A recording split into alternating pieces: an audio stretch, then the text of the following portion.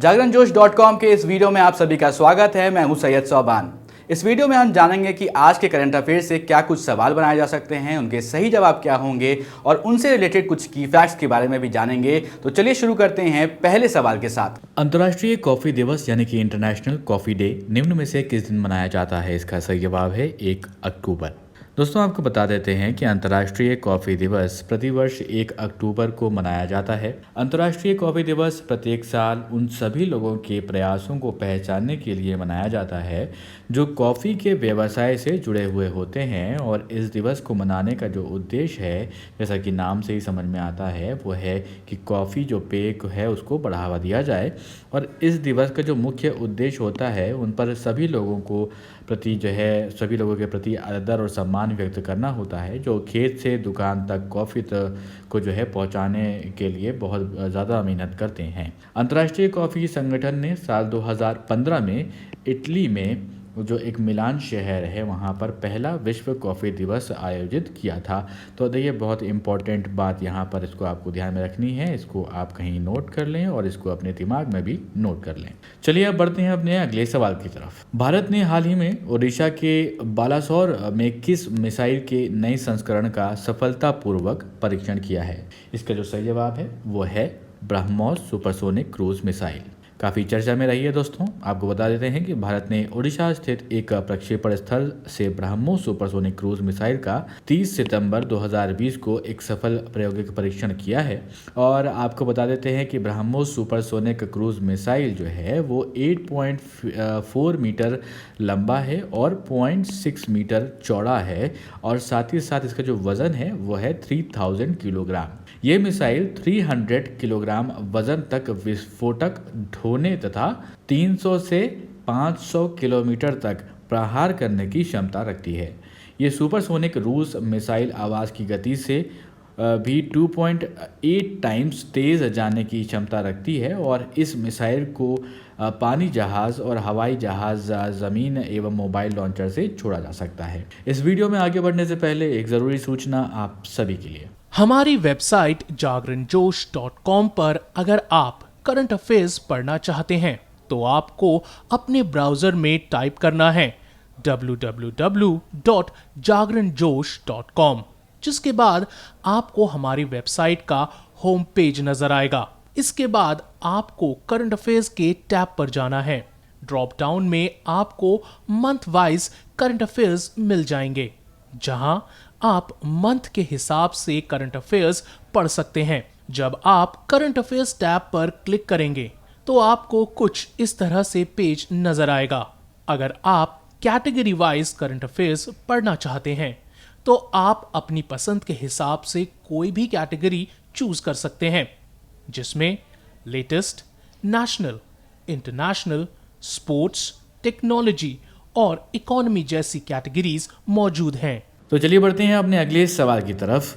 BRICS देशों के नव विकास बैंक ने Delhi Ghaziabad Meerut regional rapid transit system परियोजना के लिए कितने करोड़ डॉलर कर्ज की जो मंजूरी है उसको दे दिया है? तो इसका सही जवाब है 50 करोड़ डॉलर, ऑप्शन ए। तो यहाँ पर दोस्तों आपको बता दें, आप जानते ही हैं ब्रिक्स जो देश हैं, ब्रिक्स के नव विकास बैंक एनडीबी ने Delhi Ghaziabad Meerut regional rapid transit system परियोजना के लिए 50 करोड़ डॉलर और मुंबई मेट्रो के लिए 24.1 करोड़ डॉलर कर्ज की मंजूरी दे दी है। और दिल्ली गाजियाबाद मेरठ आरआरटीएस परियोजना के लिए मंजूर किए गए 50 करोड़ डॉलर का इस्तेमाल जो है वो राष्ट्रीय राजधानी क्षेत्र परिवहन निगम लिमिटेड तीव्र रेल गलियारा के विकास के लिए करेगा। और ये गलियारा दिल्ली को उत्तर प्रदेश के गाजियाबाद और मेरठ से जोड़ेगा। आरआरटीएस की कुल लंबाई जो है वो 82.15 किलोमीटर होगी। अब बढ़ते हैं दोस्तों अपने अगले सवाल की तरफ। सवाल है दोस्तों कि केंद्र सरकार की तरफ से अंतर्राष्ट्रीय यात्री उड़ानों को कब तक निलंबित कर दिया गया है? तो इसका जो सही जवाब है वो है 31 अक्टूबर। तो दोस्तों आपको जानते ही हैं कि अब अनलॉक 5 की जो है वो घोषणा कर दी गई है होम मिनिस्ट्री की तरफ से। और आपको ये भी पता होगा कि 15 अक्टूबर से केंद्र सरकार की अनुमति दे दी गई है कि स्कूल खोले जा सकते हैं, लेकिन उसके लिए जो नियम हैं उस पालन है जो करने होंगे, बहुत सारे नियम होंगे उसके। और आपको ये बता देते हैं जो स्कूल और एजुकेशनल ऑर्गेनाइजेशंस हैं, इंस्टीट्यूशंस हैं, तो उनकी जो खुलने के फैसला है वो राज्य सरकारों पर निर्भर करता है। आप जिस राज्य में भी हैं, आपकी राज्य सरकार तय करेगी कि 15 अक्टूबर के बाद जो है किस तरह से क्रम अनुसार आपके जो एजुकेशनल इंस्टीट्यूशंस हैं वो खोले जाएंगे। और अब यहाँ पर आपको बता दें दोस्तों कि केंद्र सरकार ने नियमित अंतर्राष्ट्रीय उड़ानों पर प्रतिबंध 31 अक्टूबर तक बढ़ा दिया है, और इससे पहले ये 30 सितंबर तक नियमित अंतर्राष्ट्रीय उड़ानों को प्रतिबंधित किया गया था। देश में अंतर्राष्ट्रीय उड़ान की जो नियमित परिचालन 22 मार्च से बंद है। पूर्णबंदी के दौरान 25 मार्च से सभी घरेलू यात्री उड़ानों पर भी रोक लगा दी गई थी। 2 महीने बाद इसे नियमित घरेलू यात्री उड़ानों का जो परिचालन है उसको शुरू हो गया था। उसके बाद लेकिन जो अंतर्राष्ट्रीय उड़ानें थी उन पर जो प्रतिबंध था वो जारी था, और अब 31 अक्टूबर तक ये जारी रहेगा। अब बढ़ते हैं अपने अगले सवाल की तरफ। सवाल है दोस्तों कि अमेरिका की निजी equity company silver lake partners ने हाल ही में रिलायंस रिटेल में कितने करोड़ रुपए का अतिरिक्त निवेश करने की घोषणा किया है, और तो इसका सही जवाब है 1875 करोड़ रुपीज़। तो दोस्तों आप जानते ही हैं जो अमेरिका की निजी इक्विटी कंपनी है सिल्वर लेक जिसका नाम है, उसने पहले भी निवेश किया हुआ है रिलायंस रिटेल में। अब आपको बता दें कि अमेरिका की जो ये कंपनी है उसने 1875 करोड़ रुपए का अतिरिक्त निवेश करने की बात कही है।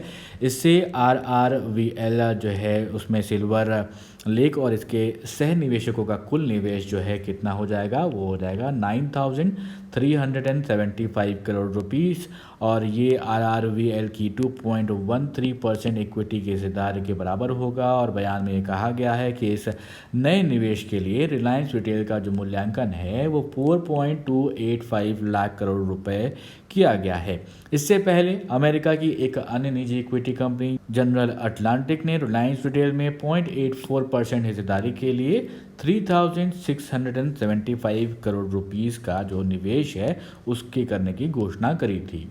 अब बढ़ते हैं दोस्तों अपने अगले सवाल की तरफ। सवाल है कि स्विट्जरलैंड के किस टेनिस स्टार ने अपने करियर का 150वां ग्रैंड स्लैम मैच जीता है, तो उसका सही जवाब है वो है स्टेन वेवरिंका। तो दोस्तों आपको बता दें स्विट्जरलैंड के टेनिस स्टार स्टेन वेवरिंका ने हाल ही में अपने करियर का 150वां ग्रैंड स्लैम मुकाबला जीता।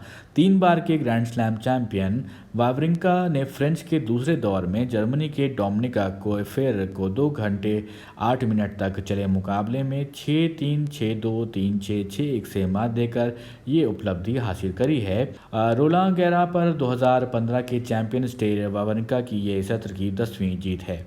अब दोस्तों वो सवाल जिसका जवाब हमने आपसे पिछले वीडियो में पूछा था। सवाल था कि असम की किस पहली और एकमात्र महिला मुख्यमंत्री का हाल ही में निधन हो गया। उसका जो सही जवाब है वो है सैयदा अनवरा तैमूर। आप में से बहुत सारे दोस्तों ने इसका सही जवाब दिया है। आपको बता दें दोस्तों कि असम की पहली और एकमात्र महिला मुख्यमंत्री सैयदा अनवर तैमूर का हाल ही में निधन हो गया। दिल का दौरा पड़ने से उनका ऑस्ट्रेलिया में निधन हुआ, और 83 वर्ष की वो थी। वो राज्य की एकमात्र मुस्लिम मुख्यमंत्री भी थी, और 6 दिसंबर 1980 से लेकर 30 जून 1981 तक राज्य की मुख्यमंत्री वो रही थी। इसके अलावा 1983 से 1985 तक असम के लोक निर्माण विभाग में वो मंत्री रही थी। अब दोस्तों एक सवाल आपके लिए जिसका जवाब आपको हमें कमेंट बॉक्स में लिख कर देना है। सवाल है कि भारत ने केन्या और किस देश के साथ एक दूसरे के देश में विमानों के आवागमन की व्यवस्था एयर बबल स्थापित की है। उसका सही जवाब जो है वो आपको हमें कमेंट बॉक्स में लिखकर बताना है। आपके ऑप्शन हैं जापान, चीन, भूटान, रूस। तो भारत ने केन्या के साथ और किस देश के साथ जो है ये काम किया है। दोस्तों अगर ये वीडियो आपको पसंद आया तो इस वीडियो को लाइक करें, इस वीडियो को शेयर करें अपने दोस्तों के साथ, और अभी तक आपने हमारे चैनल को सब्सक्राइब नहीं किया है तो ज़रूर सब्सक्राइब करें और देखते रहें जागरणजोश.com।